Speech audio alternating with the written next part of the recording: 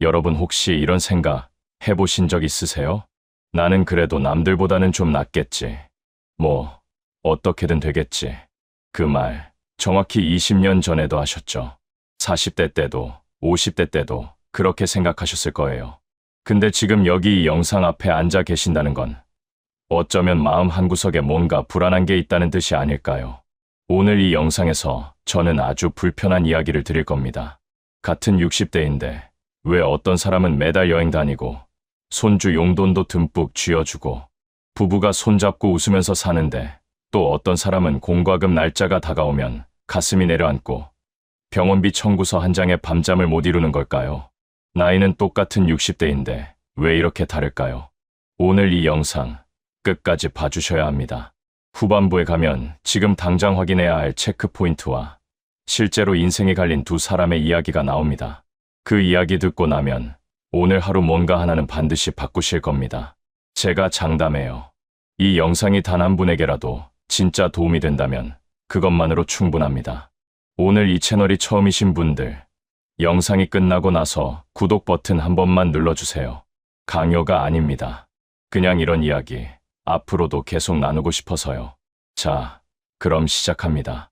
대한민국에서 60대로 산다는 게 지금 어떤 현실인지 먼저 숫자로 한번 들여다볼게요. 통계청 자료를 보면 우리나라 60대 이상 노인 가구의 평균 월 소득이 얼마인지 아세요? 250만 원 안팎입니다. 그런데 이게 평균이에요. 평균이라는 건 위에 잘 버는 사람들이 숫자를 끌어올린다는 뜻이에요. 실제로 60대 상당수는 월 100만 원에서 150만 원 사이로 생활하고 있어요. 심지어 국민연금만으로 생활하는 분들 중 절반 이상이 한 달에 받는 연금이 40만 원에서 60만 원 수준이에요. 40만 원. 한 달 식비만 해도 빠듯한 돈이잖아요. 근데 그게 전부가 아니에요. 더 무서운 건 건강보험료, 약값, 관리비, 통신비까지 나가고 나면 손에 남는 게 얼마 없다는 거예요. 그렇게 살다 보면 어느 날 갑자기 큰 지출이 생기잖아요. 무릎 수술, 치아 임플란트, 자녀 결혼 보태주기. 그 순간 그 분들이 어디로 가겠어요? 은행이요. 은행은 소득 없는 노인한테 대출을 잘 안 해줘요. 결국 자녀한테 손 벌리거나 보험을 해약하거나 없는 살림에 빚을 지게 되는 거예요. 이게 현실이에요. 뉴스에서만 나오는 이야기가 아니에요. 그런데 같은 60대인데 어떤 분들은 달라요. 퇴직하고 나서 오히려 더 여유로워 보이는 분들이 있어요. 매달 연금이 200만 원 넘게 들어오고 모아놓은 예금에서 이자도 나오고 건강보험료도 피부양자로 올라가 있어서 걱정이 없는 분들이요. 그분들은 손주 생일에 용돈 봉투 두둑하게 넣어주고 부부끼리 국내 여행도 다니고 지인들 모임에도 씩씩하게 나갑니다. 표정이 다르고 걸음걸이가 다르고 눈빛이 달라요. 뭐가 이 두 그룹을 갈랐을까요? 돈이요? 물론 돈이 중요하죠. 근데 제가 오늘 드리려는 말씀은 돈이 전부가 아니라는 거예요. 오히려 같은 돈을 갖고도 어떻게 준비했느냐, 어떤 습관을 갖고 살았느냐, 그리고 어떤 생각을 먹고 살았느냐, 이게 갈랐다는 거예요. 첫 번째 이야기입니다. 돈의 착각에 대한 이야기예요.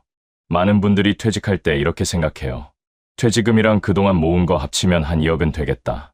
아, 이 정도면 충분하겠지. 그게 착각의 시작이에요. 2억이라는 돈이 어마어마하게 크게 느껴지죠. 근데 계산 한번 해볼게요. 60세에 퇴직해서 85세까지 산다고 치면 25년이에요. 2억을 25년으로 나누면 1년에 800만 원이에요. 한 달에 66만 원이에요.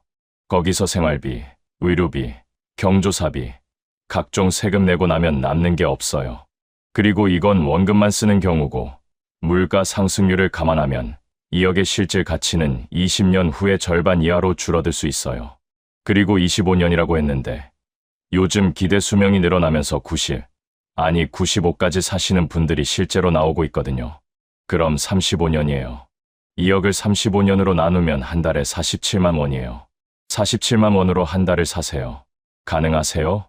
이 말을 들으면 아, 그래도 국민연금이 있잖아 하시는 분들 계세요. 맞아요. 국민연금이 있죠. 근데 지금 60대가 받는 국민연금 평균액이 얼마인지 아세요? 월 60만 원대예요. 잘 부으신 분들, 그러니까 30년 가까이 상한선 가까이 납입하신 분들이 받는 게 150만 원에서 200만 원 사이예요. 그리고 그런 분들이 전체의 몇 퍼센트냐 많지 않아요. 왜냐면 중간에 사업 실패하거나 프리랜서로 일하거나 주부로 사셨던 분들은 납입 기간이 짧아서 연금액이 확 줄거든요. 그래서 이 착각이 무서운 거예요. 나는 괜찮겠지라는 막연한 안도감. 숫자를 직접 들여다보지 않고 그냥 느낌으로 괜찮을 것 같다고 생각하는 거예요. 그게 60 이후 삶을 가르는 첫 번째 분기점이에요. 반면에 여유 있는 분들은 어떻게 했냐면 50 초반부터 숫자를 계산했어요. 내가 매달 고정적으로 쓰는 돈이 얼마인지, 의료비는 나이 들수록 얼마나 늘어나는지, 자녀한테 드릴 수 있는 지원은 최대 어디까지인지 이걸 엑셀이든 노트든 직접 써내려간 사람이에요. 느낌이 아니라 숫자로요. 그게 달랐어요. 두 번째 이야기입니다. 몸을 믿었던 사람들의 이야기예요. 60대에 접어들면서 가장 흔하게 듣는 말이 뭔지 아세요? 이 나이에 별거 없어. 그냥 아픈 거지. 이게 얼마나 무서운 말인지 모르고 하시는 거예요. 실제로 건강보험 심사평가원 데이터를 보면 우리나라 60대 이상이 지출하는 의료비가 전체 의료비의 절반 이상이에요. 한 사람이 60세에서 80세 사이에 쓰는 의료비 총액이 평균 4천만 원에서 6천만 원에 달한다는 연구 결과도 있어요. 여기에 치아치료, 안과, 보청기 같은 건 건강보험이 잘 안 되는 비급여 항목들이라 본인 부담이 크거든요. 임플란트 하나에 150만 원, 보청기 하나에 300에서 500만 원, 무릎 관절 수술에 자기 부담금만 2, 300만 원. 이게 한꺼번에 다 터지면 어떻게 되겠어요? 노후 자금이 한 방에 날아가요. 근데 무서운 게 또 있어요. 돈 문제보다 더 무서운 게 몸이 아프면 삶의 질이 완전히 달라진다는 거예요. 걷기가 힘들면 밖에 못 나가고, 밖에 못 나가면 사람을 못 만나고, 사람을 못 만나면 외로워지고, 외로우면 우울해지고, 우울하면 더 아파지는 악순환이에요. 의학계에서는 이걸 노쇠의 나선형 하강이라고 부르는데 한번 이 고리에 들어가면 빠져나오기가 정말 어려워요. 그럼 몸 관리를 잘한 사람들은 어떻게 달랐을까요? 제가 아는 어르신 중에 67세 되신 분이 계세요. 직접 아는 분이에요. 이분이 50대 중반에 당뇨 진단을 받으셨어요. 보통 그때 많이들 포기하거나 약만 먹으면 된다고 생각하잖아요. 근데 이분은 달랐어요. 당일부터 걷기 시작했어요. 처음엔 10분, 20분, 6개월 지나니까 1시간, 1년 지나니까 하루 만보. 식단도 바꿨어요. 흰 쌀밥 대신 잡고, 인스턴트 끊고, 단 걸 줄이고. 지금 이분 혈당 수치가 정상이에요. 약도 절반으로 줄었고, 무릎도 오히려 더 좋아졌다고 해요. 표정이 진짜 밝아요. 이분이 했다고 뭔가 대단한 걸 한 게 아니에요. 그냥 습관을 바꾼 거예요. 근데 그 습관이 지금 이분의 노후를 완전히 바꿔놓은 거예요. 의료비 부담이 줄었고, 활동량이 늘었고, 사람을 만나고 웃을 수 있는 체력이 생겼어요. 반면에 이분과 비슷한 나이에 비슷한 진단을 받은 다른 지인분은 어떻게 됐냐면, 에이, 약 먹으면 되지. 나이 들면 다 그런 거야 하고 그냥 사셨어요. 7년이 지난 지금, 그분은 합병증으로 발끝 감각이 없고, 시력도 많이 떨어졌어요. 병원을 달고 사세요. 한 달에 병원비만 20만 원이 훌쩍 넘어요. 그리고 집 밖을 잘 못 나가세요. 같은 진단, 같은 나이, 같은 시작점. 근데 7년 후가 이렇게 달라요. 병원에서 뭔가 나왔을 때 그게 내 인생의 갈림길이에요. 그걸 어떻게 받아들이느냐가 이후 20년을 결정해요. 그리고 이게 비단 당뇨만의 이야기가 아니에요. 고혈압, 고지혈증, 관절염, 골다공증 50 넘어서 이 중 하나도 없는 분이 몇이나 되겠어요. 대부분 있어요. 문제는 이걸 이 나이에 당연한 거지라고 방치하느냐, 아니면 이건 관리하면 조절할 수 있어라고 생각하고 행동하느냐예요. 그 차이가 60 이후의 삶 전체를 결정해요. 세 번째 이야기입니다. 혼자가 된 줄 몰랐던 사람들의 이야기예요. 이거 좀 솔직하게 말씀드릴게요. 우리나라 50대, 60대 남성분들 중에 아내 없으면 생활이 안 되는 분들이 생각보다 많아요. 요리 못하고, 빨래 방법도 모르고, 어디 아프면 어느 병원 가야 하는지도 몰라요. 왜냐면 그 모든 걸 배우자가 다 해줬거든요. 근데 만약 배우자가 먼저 세상을 떠나거나, 사고가 나거나, 건강이 나빠지면 어떻게 되겠어요? 한순간에 혼자가 되는 거예요. 그리고 그 혼자가 너무 힘들어서 무너지는 분들이 실제로 있어요. 보건복지부 자료를 보면 우리나라 독거노인 중 우울증 경험 비율이 전체 노인 평균의 2배 이상이에요. 그리고 독거노인의 고독사가 매년 3,000건 이상 발생하고 있어요. 3,000건이요. 하루에 평균 9명이에요. 이게 남의 이야기가 아니에요. 그리고 남성만의 이야기도 아니에요. 여성 어르신들도 마찬가지예요. 평생 남편한테 경제적으로 의존하며 살아온 분들이 남편이 갑자기 세상을 떠나거나 이혼을 당하면 경제적 기반이 한순간에 흔들려요. 연금 명의가 남편 앞으로만 되어 있거나 부동산이 공동 명의가 아니거나 그런 상황이 오면 정말 막막해지는 거예요. 인간관계도 마찬가지예요. 직장 다닐 때는 회사 사람들이 있고 업무가 있고 그래도 매일 누군가를 만나잖아요. 근데 퇴직하고 나면 그 관계들이 생각보다 빨리 끊어져요. 처음 한두 달은 연락 오고 밥 한번 먹자 하고 그러다 서너 달 지나면 연락이 뜸해지고 6개월 지나면 그냥 각자 바쁜 거예요. 그렇게 어느 날 문득 깨닫는 거예요. 나 연락할 사람이 없구나. 오늘 하루 종일 한마디도 안 했구나. 이게 제일 무서운 거예요. 외로움이요. 외로움이 건강을 갉아먹는다는 건 이미 의학적으로도 입증된 사실이에요. 하버드 대학교에서 75년 넘게 진행한 세계에서 가장 긴 행복 연구에서 밝혀진 게 뭔지 아세요? 사람들을 행복하고 건강하게 만드는 가장 결정적인 요소는 재산도 아니고 명예도 아니고 바로 인간관계의 질이라는 거예요.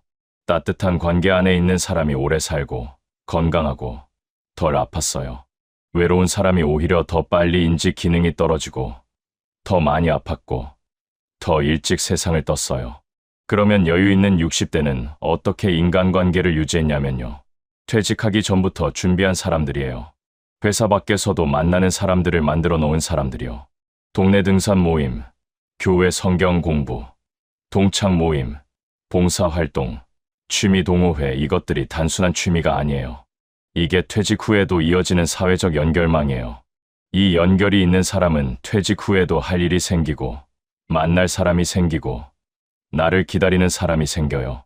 그 사람한테는 매일 아침이 달라요. 반면에 회사가 전부였던 사람, 퇴직하고 나서 집에서 텔레비전만 보는 사람, 내가 이걸 왜 해? 나이에 맞지 않게 하면서 새로운 걸 거부하는 사람, 그 사람은 몇 년 안에 사회에서 지워져요. 스스로 고립을 선택하는 거예요. 근데 본인은 그걸 모르는 경우가 많아요. 그냥 쉬는 거라고 생각하거든요. 자, 이제 조금 더 깊은 이야기를 해볼게요. 돈 얘기, 건강 얘기, 인간관계 얘기했는데 이 세 가지 말고도 편안한 60대와 무너지는 60대를 가르는 결정적인 게 하나 더 있어요. 그게 뭔지 아세요? 바로 배움을 멈추지 않았느냐예요. 이상하게 들릴 수 있어요. 60이 넘어서 무슨 공부냐고 하실 수도 있어요. 근데 여기서 제가 말하는 배움은 대학교 가는 게 아니에요. 새로운 것에 열린 태도를 가지고 있느냐예요. 스마트폰 쓸 줄 아시나요? 유튜브 검색할 수 있으세요? 인터넷으로 병원 예약하거나 기차표 끊거나 은행 업무 처리할 수 있으세요? 이게 왜 중요하냐고요? 실제로 디지털 역량이 있는 노인과 없는 노인 사이에 삶의 질 차이가 점점 벌어지고 있어요. 디지털을 쓸 줄 아는 분들은 건강 정보도 직접 찾고 복지 혜택도 놓치지 않고 은행에 직접 안 가도 되고 가족이나 친구들과 연락도 더 자주 돼요. 하지만 디지털을 모르는 분들은 점점 더 많은 걸 남한테 의존하게 되고 사기에도 취약해지고 정보 격차가 벌어지면서 사회에서 소외감을 더 많이 느껴요. 이게 단순히 요즘 건 잘 모르겠어의 문제가 아니에요. 이미 은행들이 오프라인 지점을 줄이고 있고 병원 예약도 앱으로 먼저 받고 나라에서 주는 복지 서비스도 신청을 직접 해야 받을 수 있어요. 안 하면 못 받아요. 그리고 배움이 중요한 또 다른 이유는 뇌 건강이에요. 의학적으로 새로운 걸 배우는 행동 자체가 뇌 신경, 세포 간의 연결을 활발하게 유지시켜줘요. 치매 예방에 있어서 지적 자극이 얼마나 중요한지는 수많은 연구에서 이미 증명됐어요. 나이 들어서도 새로운 걸 배우는 사람, 독서하는 사람, 퍼즐이나 바둑이나 악기를 배우는 사람, 이분들이 인지 기능 저하 속도가 훨씬 느려요. 반면에 이 나이에 뭘 새로 해라는 말로 스스로 가두는 사람 뇌는 쓰지 않으면 빠르게 퇴화해요. 근육이랑 똑같아요. 안 쓰면 줄어들어요. 그래서 여유로운 60대는 뭔가를 계속 배우고 있어요. 스마트폰이든 요리든 악기든 새로운 언어든 그게 거창할 필요도 없어요. 동네 복지관에서 하는 그림 그리기 수업이어도 좋아요. 중요한 건 새로운 자극을 계속 받고 있느냐예요. 이제 지금 당장 확인해야 할 체크포인트 몇 가지를 말씀드릴게요. 이게 후반부에 드리겠다고 말씀드렸던 부분이에요. 솔직하게 한번 자신한테 물어보세요. 첫째, 지금 내 한 달 고정 지출이 정확히 얼마인지 알고 있나요? 막연하게 한 200이면 되겠지가 아니라 공과금, 식비, 보험료, 의료비, 통신비 하나하나 합산한 실제 금액을 아느냐는 거예요. 이걸 모르면 계획을 세울 수가 없어요. 둘째, 배우자 없이 나 혼자 살 수 있는 역량이 있나요? 남성분들은 요리와 집안일을, 여성분들은 금융과 행정 업무를 혼자 처리할 수 있어야 해요. 배우자가 없어도 생존할 수 있어야 한다는 거예요. 불길한 소리가 아니에요. 대비하라는 거예요. 셋째, 지금 내 주변에 배우자나 자녀 말고 연락할 수 있는 사람이 몇 명이나 있나요? 쉽게 전화해서 밥 한번 먹자고 할 수 있는 사람이요. 그 숫자가 3명도 안 된다면 이건 심각하게 생각해 보셔야 해요. 넷째, 마지막으로 건강검진을 언제 하셨어요? 1년에 한 번 국가 건강검진은 무료예요. 이걸 안 받으시는 분들이 생각보다 많아요. 무서워서 안 받는 분도 있고 귀찮아서 안 받는 분도 있어요. 근데 모르고 있다고 안 생긴 게 아니에요. 모르는 사이에 커지고 있는 거예요. 일찍 발견할수록 치료비도 줄고 후유증도 줄어요. 이 4가지 중에 하나라도 이건 나한테 해당되는데 싶은 게 있으셨나요? 그럼 오늘 이 영상 제대로 보신 거예요. 자, 이제 제가 가장 드리고 싶었던 실제 이야기를 해드릴게요. 박 선생님이라고 불러드릴게요. 이분은 공립중학교에서 28년 동안 국어를 가르치셨어요. 58세에 명예퇴직을 하셨는데 퇴직할 때 받은 돈이 꽤 됐어요. 퇴직금에 명예퇴직 가상금까지 해서 한 2억 5천 정도였어요. 교원연금도 나와요. 한 달에 170만 원 정도요. 그러니까 출발은 괜찮았어요. 근데 박 선생님이 퇴직하고 처음 한 일이 뭔지 아세요? 아파트 인테리어 리모델링이었어요. 한 3천만 원 들어갔어요. 그 다음에 자녀 결혼 자금 보태줬어요. 둘이니까 합쳐서 5천만 원 들어갔어요. 그 다음엔 아내가 여행 가고 싶다고 해서 유럽 패키지 여행 다녀왔어요. 500 넘게 나왔어요. 이 정도면 그럴 수 있다고 생각하실 수도 있어요. 근데 문제는 박 선생님이 이 돈이 줄어드는 속도를 실감하지 못했다는 거예요. 퇴직한 지 3년이 지났을 때 통장을 들여다봤더니 2억 5천이 1억 2천으로 줄어 있었어요. 3년 만에 1억 3천이 나간 거예요. 그제야 정신이 번쩍 들었죠. 그런데 그 시점에 박 선생님 무릎이 좋지 않아서 수술을 받아야 했어요. 본인 부담 250만 원이 나왔어요. 그리고 얼마 뒤엔 아내가 유방암 초기 진단을 받았어요. 다행히 초기라 수술로 잡았지만 치료비에 간병비에 한 년 가까이 거의 1,000만 원에 가까운 돈이 나갔어요. 58에 퇴직해서 64에 통장 잔액이 5천만 원 아래로 떨어졌어요. 연금 170만 원으로 생활하는데 아내 약값만 한 달에 30만 원이 넘어요. 관리비, 공과금 내고 나면 한 달 생활비가 빠듯해요. 여행은커녕 외식도 주저하게 됐어요. 박 선생님이 지금 후회하는 게 뭔지 아세요? 그때 3년 동안 내가 너무 함부로 썼다. 그리고 내 건강 관리를 안 했다. 아내 건강도 진즉에 같이 챙겼어야 했다. 그리고 아이들한테 너무 많이 퍼줬다. 이 3가지예요. 이분이 나쁜 사람이에요. 전혀요. 자녀한테 잘해주고 싶었던 거고, 열심히 살았으니 즐기고 싶었던 거고, 설마 건강이 이렇게 갑자기 무너질 줄은 몰랐던 거예요. 이제 다른 분 이야기를 드릴게요. 김 과장이라고 불러드릴게요. 이분은 제조업 중견기업에서 부장까지 하시다가 62세에 퇴직하셨어요. 퇴직금이 박 선생님보다 훨씬 적었어요. 한 1억 7천 정도였어요. 국민연금은 한 달에 94만 원이에요. 박 선생님보다 출발 여건이 더 안 좋았어요. 그런데 이분은 퇴직 2년 전부터 준비를 했어요. 먼저 지출 내역을 쭉 뽑아서 진짜 필요한 것과 습관적으로 쓰는 것을 분리했어요. 그리고 퇴직 전에 적은 비용으로 살아보는 연습을 6개월 했어요.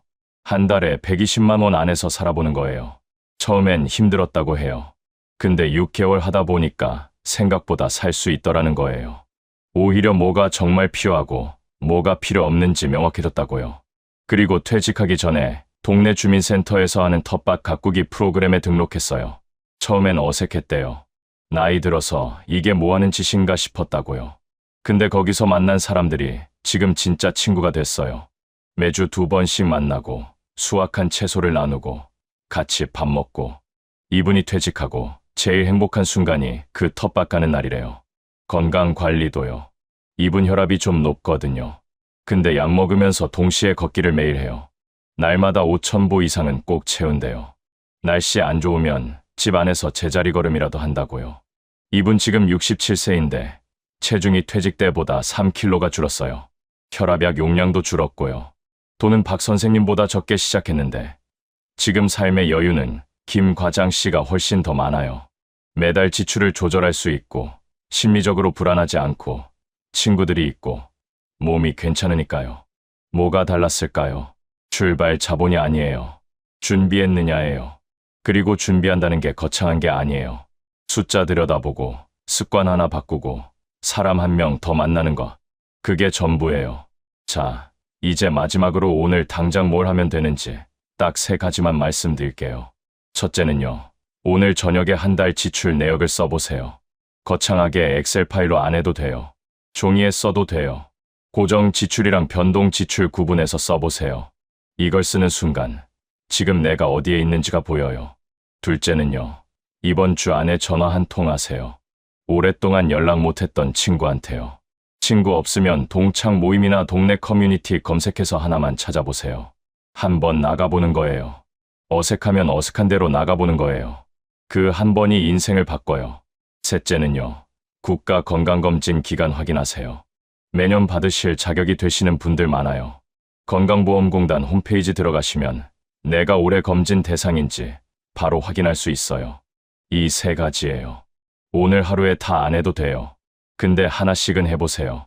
오늘 본 영상이 그냥 스쳐 지나가는 영상이 아니라 진짜 내 삶에서 뭔가 하나가 달라지는 계기가 됐으면 좋겠어요. 60이라는 나이가 끝이 아니에요. 이제 막 다른 챕터가 시작된 거예요.